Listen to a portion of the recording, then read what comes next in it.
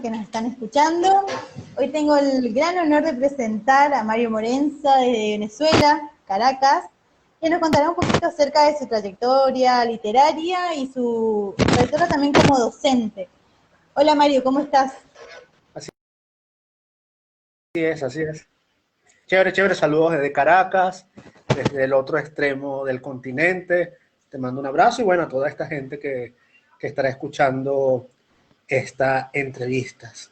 Pero bueno, y primero que nada, bueno, gracias Daniela por invitarme y feliz año para ti y para todos los escuchas y los youtubers que están por aquí viendo. Así es, bueno, también feliz año y bueno, sos el primero que entrevisto de tu país, el primer escritor que, Ah, bueno, fíjate tengo el agrado de charlar, tú, así que inauguró Venezuela. sí, que es muy interesante.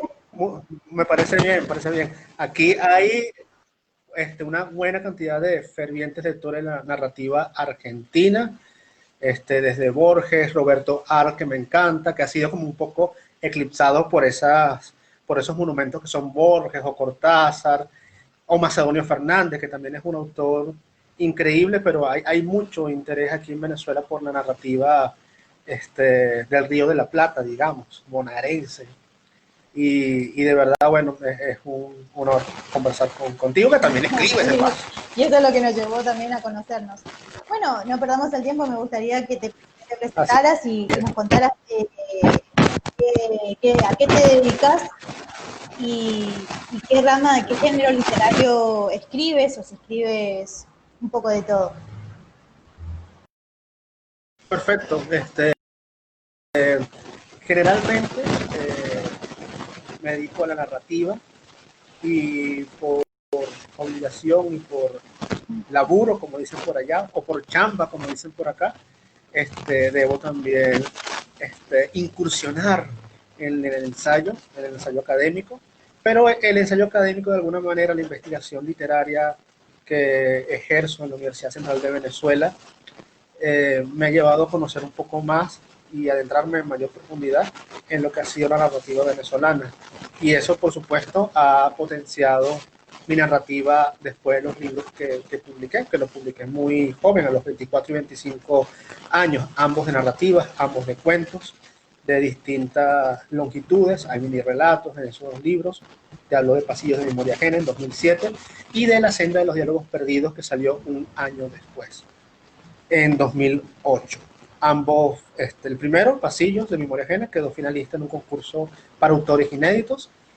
Entre tanto que La Senda de los Diálogos Perdidos quedó ganador del concurso para autores universitarios. Estaba en la universidad todavía, en mis últimos años. De ese entonces, bueno, empecé a trabajar en el instituto, en la UCB, empecé a leer, a investigar y me di cuenta que había autores venezolanos que poco y nada se leían en letras, paradójicamente. Luego las cosas cambiaron y se da literatura venezolana, fíjate, algo que a lo mejor en Argentina no ocurre, donde sí ha habido ese soporte teórico, crítico con sus autores. Piglia, un autor que me encanta, toma a Borges, se lo echa en el lomo de sus libros y va con él y tiene ese vínculo inexorable con autores de su país y hace relectura de esos autores. Aquí de alguna manera nos fuimos más hacia los autores foráneos, traducciones, pero eso totalmente ha cambiado con un boom quizás no tan de literatura, de novela, sino editorial, donde todo el mundo publicó a partir del 2005 hasta más o menos 2013, cuando por supuesto 2012, 13, cuando empieza la hecatombe económica venezolana, pero todo el mundo aprovechó para publicar libros incluso que se gestaban desde los 90, de autores que no habían tenido chance de publicar, y el interés de la narrativa venezolana creció y tuve la fortuna pues de entrar en esos años a estudiarla, a investigarla.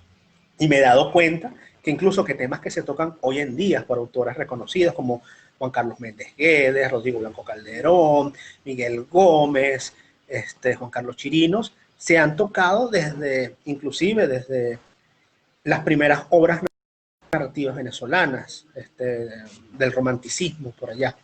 Y bueno, y eso de algún modo ha ha ayudado con bastante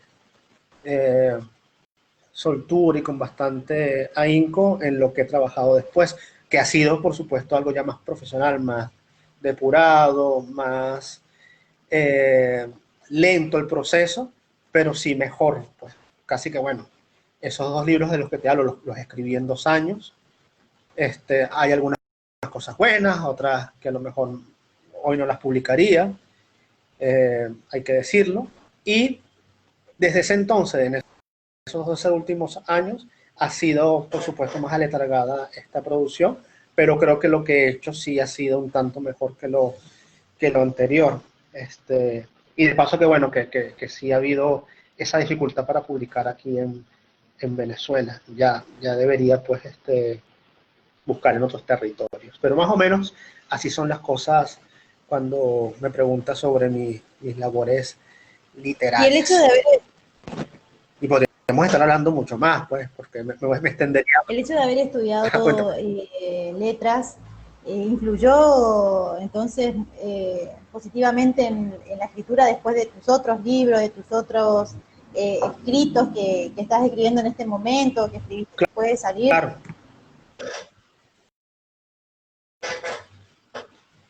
Sí, seguro que sí, porque de alguna manera, tanto en pregrado, aunque en ese momento no lo era tanto, cuando yo estudié desde 2002 al 2008, fueron mis años universitarios, se veía más, y eso por supuesto por ignorancia mía, como un taller de literatura. Cuando yo veía la palabra taller en una materia del pensum, todos lo metíamos, pues oye, el taller de crónica, de ensayo, esto y lo otro. En cambio, cuando sí llegué a estudiar la maestría de literatura venezolana en el instituto, me di cuenta de que tenía que hacer un trabajo más formal, más sistemático de ese estudio, que por supuesto fortaleció, y cada vez que inicio un relato, también hay un proceso de investigación. Supongamos que quiero hacer un relato sobre el fútbol, y bueno, a mí me gusta mucho el fútbol, me gusta mucho el Boca. Cuando era chamito me gustaba el equipo del Boca Juniors, Juan Carlos Bianchi, Martín Palermo, Riquelme, y por supuesto me gustaría investigar sobre eso, y esas mismas herramientas que utilizo en la investigación para hacer un trabajo de ensayo académico, lo aplico. Bueno, voy a escribir un cuento de fútbol. ¿Qué cuentos de fútbol hay por allí? Han escrito autores, Fontana Rosa, digamos, o Roberto Bolaño, que pueden ayudarme a mí a escribir un relato que de un modo u otro se enlace con esa tradición, y que por supuesto trate de no tocar temas que ya lo han hecho, y seguramente con mejor soltura y con mejor talento y con mayor eficacia de lo que uno lo puede hacer. Pero es bueno, como diría el profe Carlos Sandoval, buscar una bibliografía, no solamente para los ensayos literarios, académicos, trabajo en la universidad, sino también para el cuento ese que quieres escribir. Ah, quiero escribir una novela policial. Entonces, bueno, tengo que comenzar por La muerte y la brújula, por ejemplo, de Jorge Luis Borges, o por el magnífico escritor argentino Rodolfo Walsh, que tiene un libro que siempre recomiendo, que se llama Variaciones en Rojo. Y es portentoso ese libro. Entonces busca siempre qué se ha hecho por allí, qué otros trabajos te anteceden, para tú también tener de alguna manera nociones de lo que vas a escribir, y quizás no repetir algo que ya se ha escrito. Por supuesto, también está otra fórmula, irte, oye, mira, se me ocurrió una idea buenísima, si la escribo, como dicen por ahí, idea no escrita, idea perdida, derramo todo ese torrencial de ideas que tengo, y luego, bueno, empiezo a corregir. Y quién sabe, a lo mejor en el transcurso del tiempo, de los años, fíjate, fulano de tal ya escribió esto. Bueno, se le pone por ahí un epígrafe, o veo cómo lo hizo. Pero es otra perspectiva, porque si te pones a ver, uno a veces lee autores que a lo mejor ni se conocieron, ni se leyeron, pero coinciden en ciertas temáticas también. Y por supuesto no te hablo de esto que hay que leerlo todo, porque hay cosas que no vas a conocer, ¿no? De autores que a lo mejor no hablan tu idioma. Pero bueno, por ahí, de algún modo, espero haber Así contestado es. Y si tu tenemos que pregunta. hablar de vos como autor y como autor de esos libros de cuentos, me gustaría que nos contaras brevemente de qué se tratan, eh, si hay temáticas del fútbol, como acabas de nombrar, de Ok, policiales. eh, en Pasillo de Memoria Ajena y La Senda de los Diálogos Perdidos era un solo libro, pero se fue extendiendo, eran como 400 páginas y decidí separarlos, pues 200 páginas para un libro, 200 páginas para otro. En el primero, Pasillo de Memoria Ajena, es un alter ego que escribe un diario y también escribe cuentos. Y de algún modo u otro combino realidad y ficción. La escritura diarística, donde hay también un peso ineludible ficcional y también cuentos que están allí gravitando, que es lo que de alguna manera el Mario Morenza ficcional escribe allí. Un experimento todo loco como cualquier escritor novato que quiere de alguna manera experimentar. Lo hizo Cortázar con el examen. Bueno, no es que me esté comparando con Cortázar, obviamente, pero uno puede notar que esas inquietudes de querer como que experimentar, hacer algo nuevo y terminas haciendo quizás cosas que ya han hecho. Como te dije, no había comenzado en esa época a estudiar literatura sistemáticamente hablando. Eh, La asesina ilustrada es una novela de Enrique Vilamatas y también es algo muy experimental y creo que es una constante que se repite probablemente en esos primeros libros de autores que están buscando una voz. No sé si la he conseguido ya después de 10 años. En La Senda de los Diálogos Perdidos es un homenaje a La vida, instrucciones de uso de Georges Perec y quien luego, durante la escritura de este libro, me enteré que era un autor que vivió a pocas cuadras de aquí, de Coche. Yo vivo en Coche, que es una parroquia o un barrio, como también le decimos por acá y por allá, que queda al suroeste de la ciudad. Y Méndez Guedes vivió hacia el valle. Y me enteré que él había hecho un libro similar, historias de un edificio que se concatenaban. Y más o menos es donde yo vivo, que es un edificio construido, diseñado por Carlos Raúl Villanueva, como decir, la gloria de la arquitectura venezolana en los tiempos de Pérez Jiménez.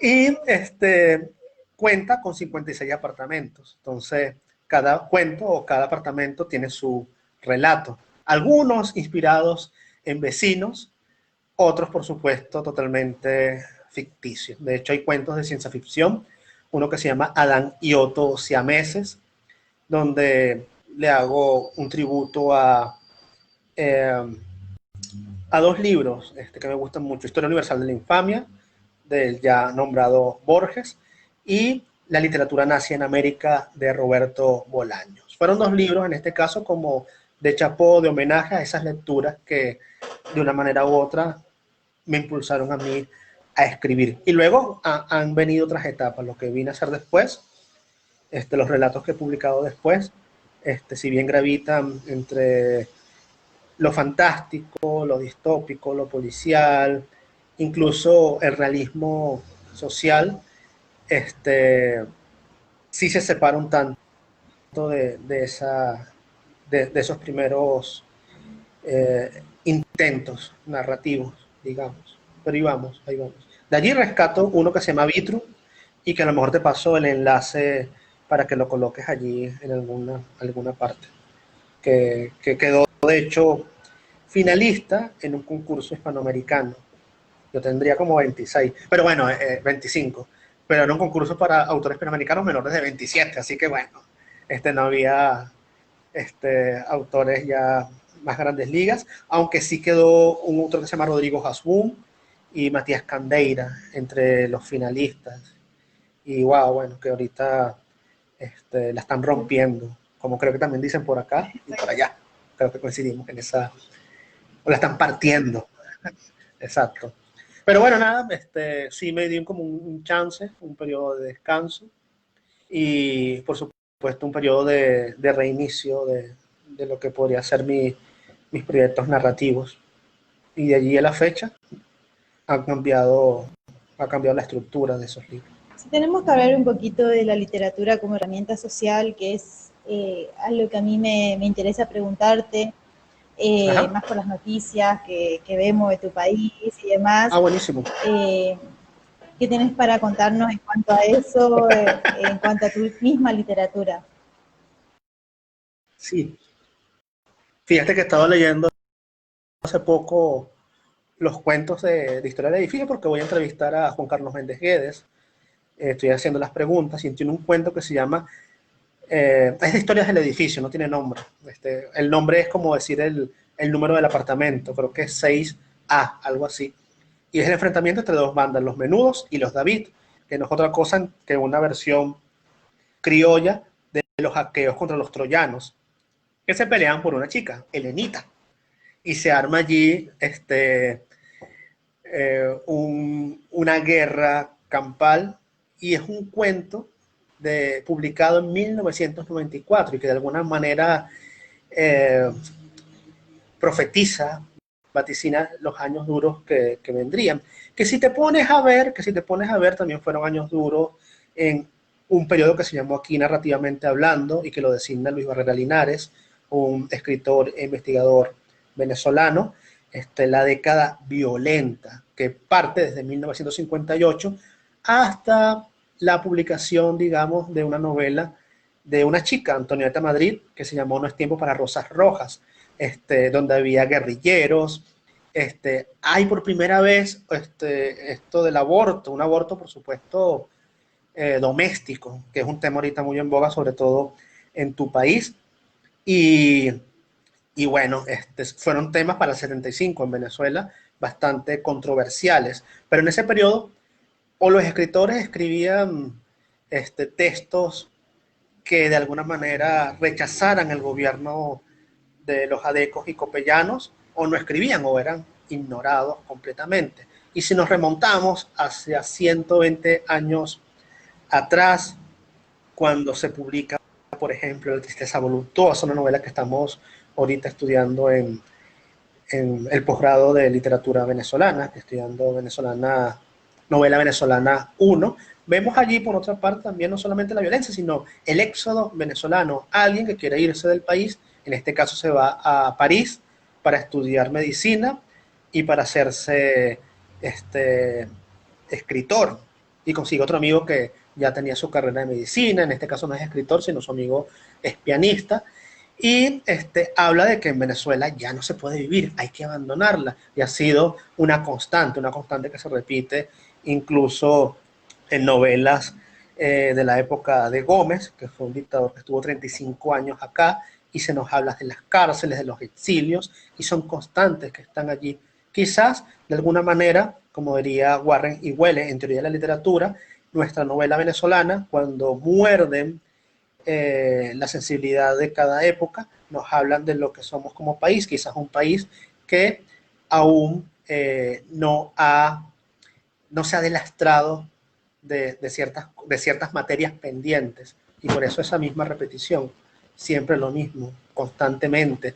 Leemos, aunque quizás no sea tan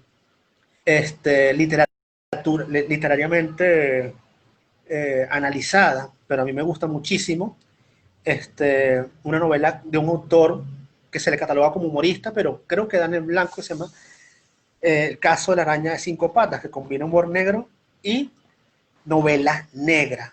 Y nos habla de allí de cosas que están pasando ahorita, se repiten, de los 80.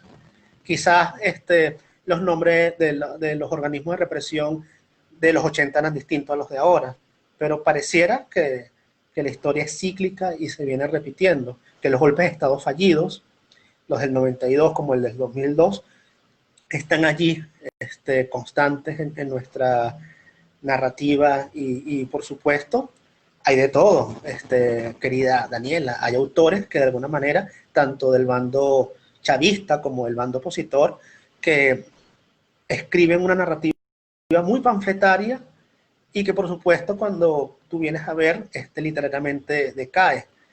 Quizás el apuro, quizás la ansiedad de publicar eso ya, porque si escribo una novela sobre Maduro, seguramente se va a vender, así está escrito con los pies.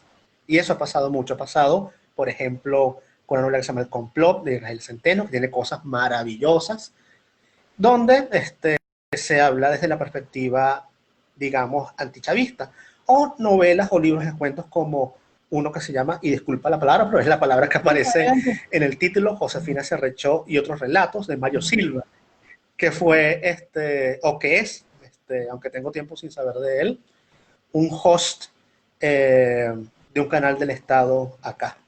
Era muy controversial. Él no sabía más de él, pero sacó ese relato donde se burlaba de personajes, pues, opositores, periodistas, políticos, ambos, sí, escritos quizás con falla. Quizás en el porvenir, cuando desahoguemos y asimilemos este periodo tan confuso que vivimos, podamos alguien, algún autor o varios autores mirar lo que ocurre de una manera más fría, más atemperada, no metidos en la olla. Sí ha habido relatos muy buenos. Hay uno, de hecho, de Juan Carlos Mendejede, que se llama El hombre lobo en el Boulevard, que habla sobre el estado fallido, sobre el golpe fallido en 2002, y de verdad es alucinante, te conmueve. Y algunos de Miguel Gómez, que son una belleza de cuentos. Pero quizás como colectivo, como narrativa venezolana, creo que deberíamos, no sé, esperar algunos años y mirar este periodo con mayor detenimiento y no con el fulgor y el fervor y la confusión que produce estar metidos también en el mismo marasmo, estés en Venezuela o no estés en el país.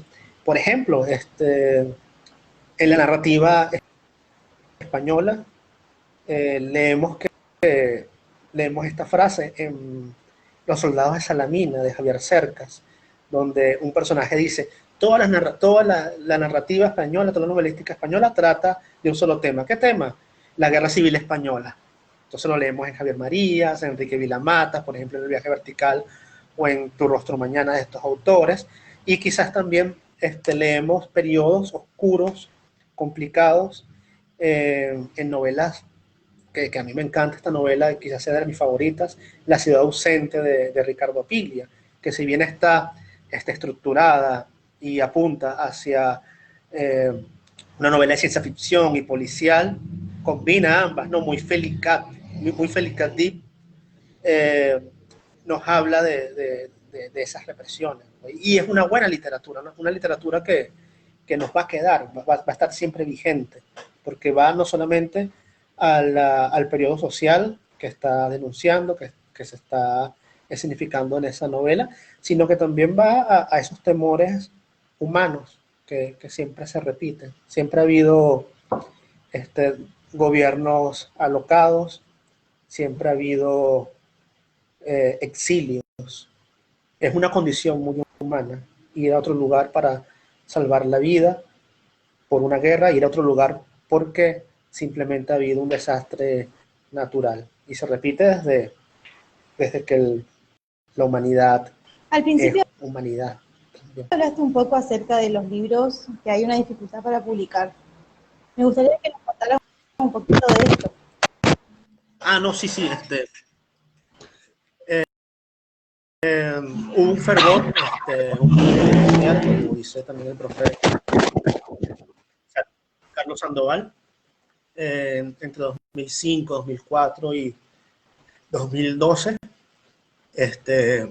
había facilidad para publicar porque de alguna manera u otra había bonanza económica en Venezuela, y luego hemos entrado como que en esta crisis, y por supuesto lo primero que perece es la cultura. Aunque, si te digo, ha habido publicaciones, no es que no ha publicado, ninguna editorial ha publicado, con mucho esfuerzo se ha publicado bastantes libros para lo complicado que ha estado la situación, muchos de ellos obviamente en ebook, en PDF, en formatos electrónicos, cosas que se agradecen, porque no son los 1000 ejemplares que se te distribuyen en las librerías venezolanas o extranjeras, sino que también puede llegar y reproducirse hasta el infinito.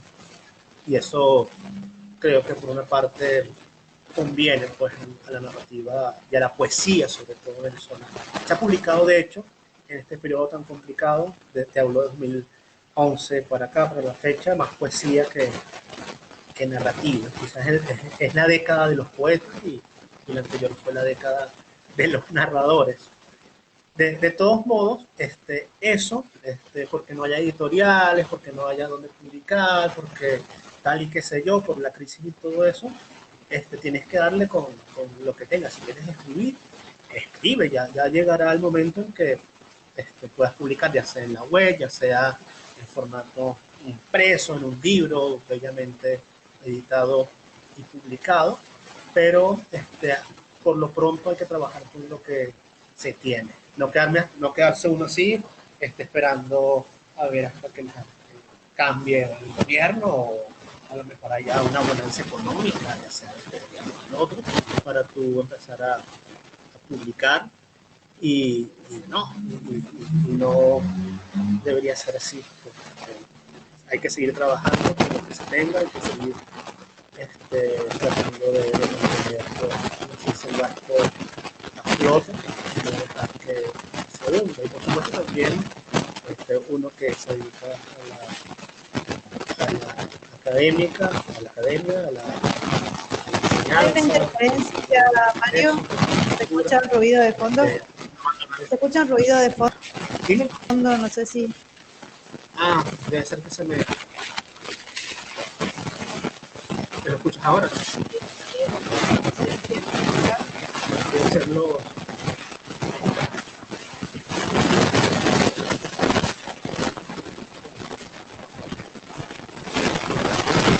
No, cada vez se escucha más fuerte, por eso te... ¿Oye, bien, ahí no sé. ¿En serio?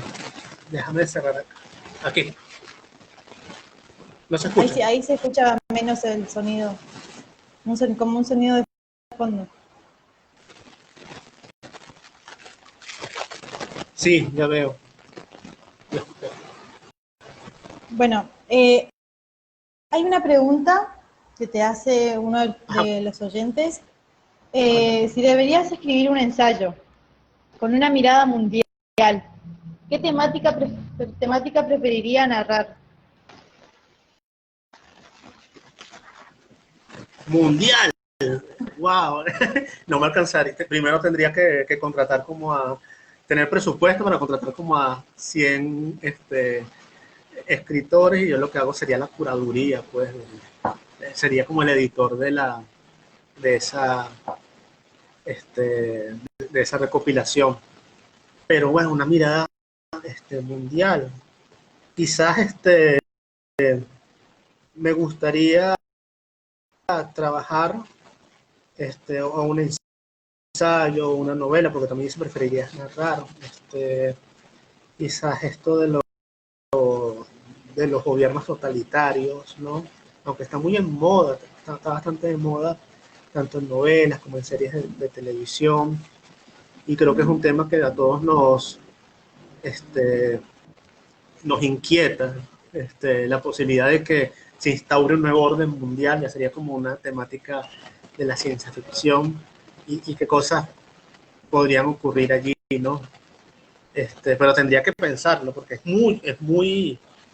mucho lo que se tendría que abarcar, y cada país pues es una nación completamente distinta, con sus problemas, aunque tengamos en común un continente o un lenguaje. Por ejemplo, bueno, ya me saludan desde República Dominicana. Sí, tenemos oyentes. Gabriel Ocampo, no sé de dónde será. Veo que República Dominicana, bueno, están esas constantes, ¿no? De hecho, una de las novelas que más me ha gustado en la vida es La maravillosa breve vida de Oscar Guao, de Junot Díaz, que toca la dictadura de Trujillo.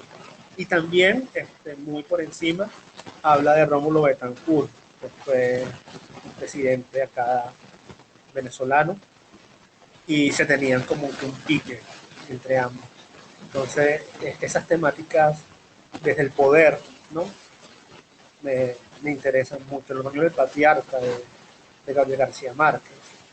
Esa es una novela bastante barroca para el estilo que nos tiene acostumbrado el Gabo. Me parece bastante interesante para trabajar. Ese mismo clima asfixiante que leemos en La ciudad ausente de Ricardo Piglia, donde existe una policía del pensamiento. Si piensas algo que no favorezca a quien manda, te van a tocar la puerta, porque saben lo que tú estás pensando. Incluso ya esa intimidad de lo que sientes o lo que piensas no existe, es abolida. Entonces, ¿hasta dónde puede llegar estos sistemas? Y ahora más con la cuestión de la actualización de WhatsApp. No sé si han sabido que, bueno, tienes que darle todos tus datos a Mark Zuckerberg y tal, y qué sé yo, para la publicidad y todo lo demás. Pueden, quién sabe, emplear eso para qué fines. Y por supuesto se le da bastante vuelta, bastante se potencia, yo creo que un buen ensayo es de por allí, en todo caso. Pero bueno, sí, se tendría que pensar más y quizás esos son los temas que, que tocaría en Mario, principio para desarrollar, pero a escala mundial, wow. Prefiero ir como que por... para Cuéntame. ir cerrando esta entrevista, me gustaría que expongas algunos consejos, eh, ya sea como docente, como escritor, para aquellas personas que nos están escuchando, que nos escucharán después, que quieren dedicarse a esto de la escritura. eh, Perfecto. Me gustaría que le hables a esas personas. Seguro, seguro. Justamente eh, pensaba en eso, en los talleres que uno también da, tanto en letras o en otras instituciones como la Universidad Central de Venezuela, un tiempo que estuve en ECREA, donde la gente se reunía y de alguna manera escapaba de sus rutinas, trabajaba en esas inquietudes que arrastraba, porque muchos eran del derecho, de diseño gráfico o de otras artes también. Unos eran matemáticos o cocineros o coaching de lo que sea, vendedores, comerciantes, pero tenían en común esa inquietud por escribir. Siempre habían postergado, y eso siempre me di cuenta en estos cursos que di extramuros de la universidad, eh, ese, ese ánimo por la escritura y que coincidían allí en ECREA. Y me di cuenta que muchos querían escribir de una, pero sin pasar por la alcabala de la lectura también, cuando es la lectura de alguna manera u otra la que te impulsa a escribir. Tú lees en algún momento un cuento de Cortázar o un cuento de José Rafael Pocatera y dices, wow, ¿cómo hizo este señor este trabajo? Quiero también hacer esto. Y de allí es que partes a escribir. Y también tienes que leer muchísimo, tienes que leer mucho. O no es que te vas a atiborrar de libros, no vas a dormir, sino que lo que leas, así sean 50 o 100 libros al año o 20 libros al año, leerlos bien. Y por supuesto allí vas a concebir las múltiples formas que tienes para desarrollar un relato. Quien te diga, como dice Augusto Monterroso, el cuento breve, que estaba en su libro Literatura y Vida, quien te diga, te afirme que sabe cómo se escribe un cuento, que es típico de los talleres. Un cuento se escribe así, de este modo. No sabe escribir cuento y no sabe nada, porque cada cuento tiene su propia fisonomía, su propia autonomía, su propia personalidad, si no fueran siempre la misma historia. Claro, hay formulitas, el desarrollo, presentación de personajes, la lucha contra los obstáculos, climas y desenlace. Pero basándonos en esa fórmula, tú puedes tener allí tus variantes. Y sería siempre muy aburrido escribir bajo el imperio, la dictadura de un esquema preestablecido, de un guión. Por eso creo que es necesario, es importante la lectura, buscar y escudriñar en esos temas y en esos relatos que de alguna manera se acercan a tus intenciones narrativas. Si quieres escribir un cuento sobre fútbol, ¿por qué no leer una antología sobre cuentos de fútbol, que las hay? Si quieres escribir relatos de terror, bueno, comenzar por Poe, Lovecraft, Horacio Quiroga, e ir así, pues, viendo cómo fueron las fórmulas y viendo cómo fueron los estilos que estos autores desarrollaron.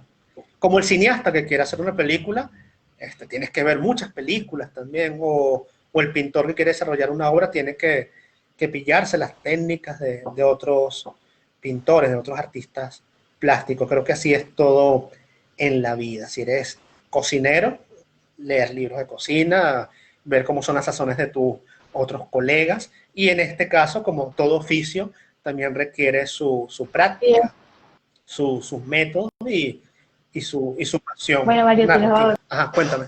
se nos ha ido la hora. Primero quiero, bueno, agradecer a todas las personas que nos estuvieron escuchando, de República Dominicana, Argentina, Chimbote, Perú. Bueno, te mando un fuerte abrazo, seguimos en contacto. América. Seguimos en contacto y bueno, seguramente sí, va. el video América quedará en YouTube, así que abrazo, Mario, y seguimos. Bueno, nos vemos por allá. Un abrazote para ti.